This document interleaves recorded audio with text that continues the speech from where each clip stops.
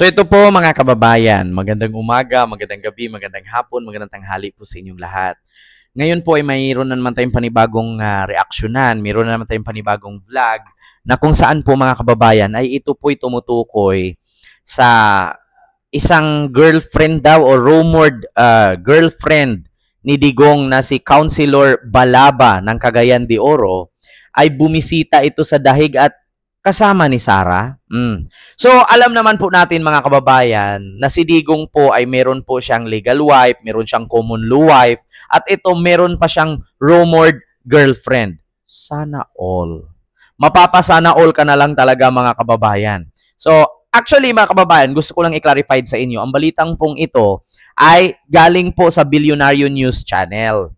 At mismo kasama po ni Sara Duterte yan. Katabi niya po at according nga dito sa Bilyonaryo News Channel, sa isang anchor nila na si Corina Sanchez, sabi niya, tinawag pa daw itong mami ni Sara noong inendorso ito ni Sara sa Cagayan de Oro noong last election. So ito po mga kababayan, buksan ko lang po ang balita. Ito po galing sa Bilyonaryo News mga kababayan. Hindi ito fake news, hindi ito gawa-gawa. So ito po, rumored girlfriend ni Duterte bumisita sa kanya sa dahig. My God, sana all pinag-agawan.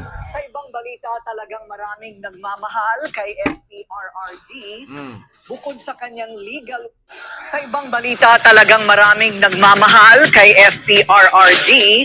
Bukod sa kanyang legal wife na si Elizabeth Zimmerman at partner na si Hanilet Abansenia, spotted din sa dahig ang kanyang rumored girlfriend na si Cagayan de Oro City Councilor Joylene Girly Balaba. Nabigong bisitahin ni Balaba ang dating Pangulo sa kulungan dahil sa istriktong visitation rules ng ICC. Pero sumama ito sa mga Duterte supporter na nag-camp out sa labas ng detention facility. Dumali rin si Balaba sa birthday celebration ni VP Sara kung saan na-meet niya si Zimmerman. Inendorso ang bise o nang bise si Balaba noong midterm election sa tinawag pa itong mommy sa isang campaign rally. Ngayon mga kababayan, alam nyo na, nakita nyo na, napanood nyo na. Ayan po ang katotohanan. Bilyonaryo News Channel po yan, mga kababayan. Nakasaad po dyan na kung merong legal wife, may common law wife, si Sara may dinala. Ang GF ni Digong. So, naku, sana all talaga, malagintong titi.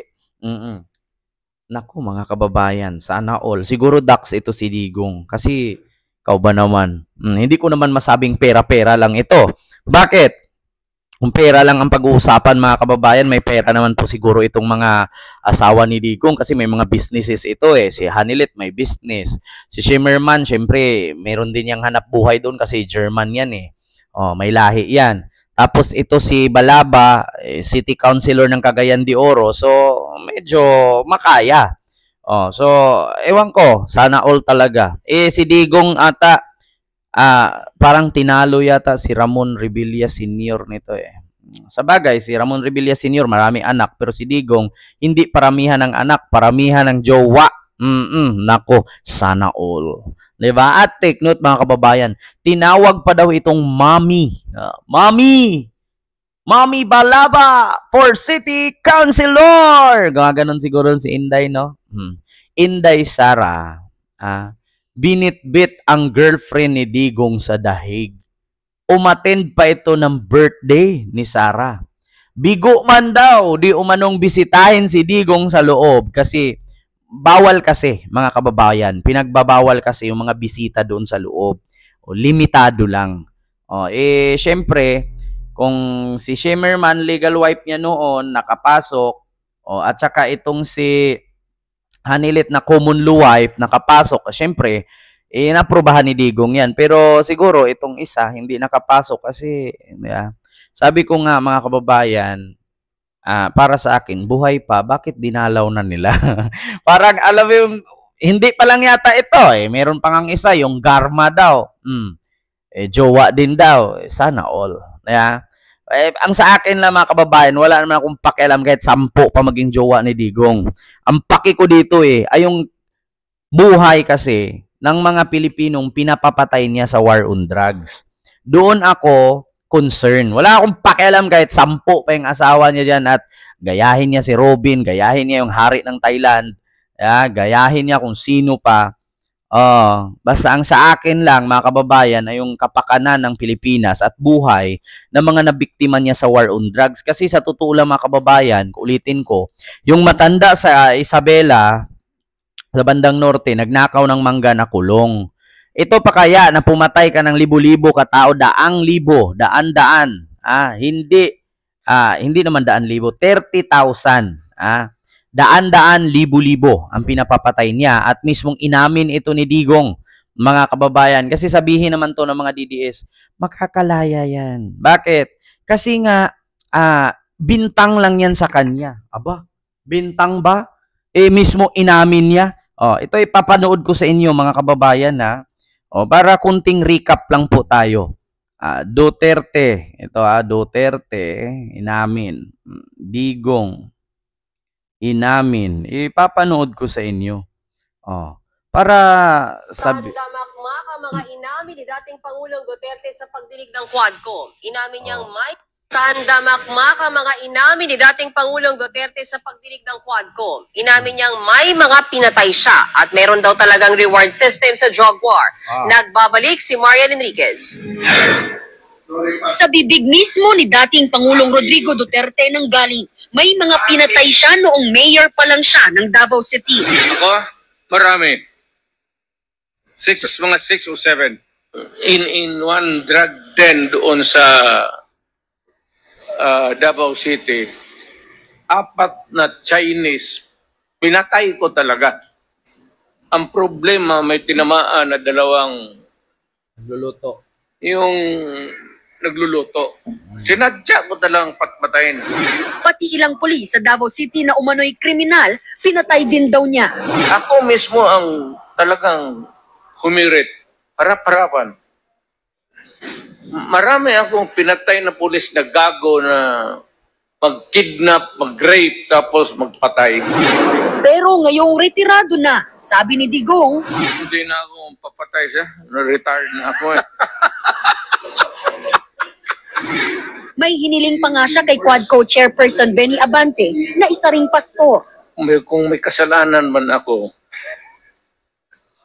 ayaw kong pumunta ng impyerno. So, ipagdasal mo na lang rin ako, sir, kasi alam mo man talaga na Mr. President, trabaho lang yan. Kasabay niyan, muling inako ni Duterte ang lahat ng patayan sa kasagsagan ng war on drugs. Akin yun. Ako ang nagbigay ng order kasi ginawa nila illegal or legal, akin yun. Thank you, Mr. Chair. I take full responsibility for it. Kinumpirma niyang meron ngang reward system para sa mga pulis kapag nagtagumpay sila sa operasyon. Bigyan ko yan sila ng, okay, I'll give you 20,000. Pag may sobra niyan, magsabi sila, sir, hindi na ubos. Kasi nahuli ka agad. Sabi ko, inyo na yan. Mr. Chair. Reward. So, yun, nakita nyo mga kababayan. Wala akong pakialam, kahit magbitbit pa si Sara dyan or kung sino pa mang mga miyembro ng mga Duterte, ng mga jowa nila, mga nabuntisan nila, mga na-finger nila, na-rim nila. Ang sa akin dito, focus tayo sa issue na kung saan sa buhay ng mga biktima niya at pinapapatay niya sa war on drugs kasi mismo nanggaling sa bunganga ni Digong, inamin niya, inako niya lahat ng mga kabalbalan noong panahon na siya ay presidente sa pag-implement niya ng war on drugs. So, yun po mga kababayan, hindi ko na masyadong habaan, hindi ko na masyadong damihan, no? Kasi actually napanood nyo na po ito siguro sa balita ng Bilyonaryo News. So, yun nga po, counselor at rumored girlfriend, Balaba, pinuntahan si PRRD sa Dahig.